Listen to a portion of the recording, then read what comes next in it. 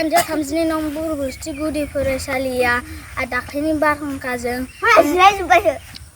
बारहुंखाजों थिंजों लोगोसे बाथामाबो उरायफादों।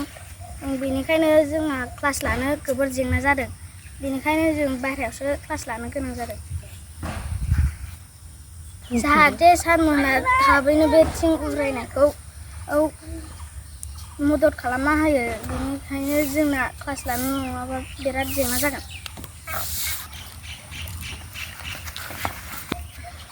दा नै जोंना क्लास जेंना माबादि जादों नायफैदो सारमोना।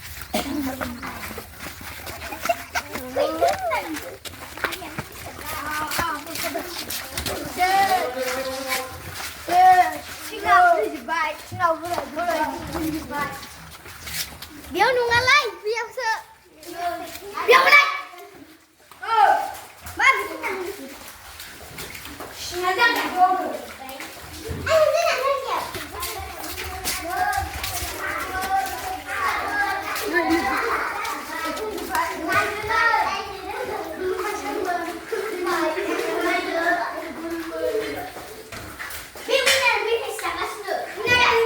Này, सिङानो गैला मोनसेबो नै।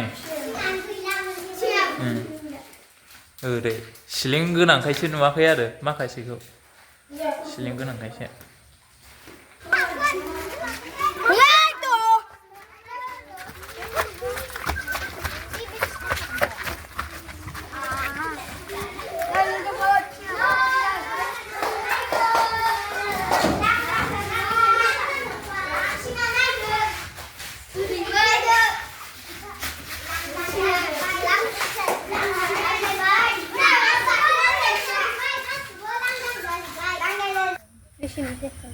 खुलुमबाय जाहाथे सारमोना जोंनि फरायसालिखौ थाबै लुफुंना होफिनो।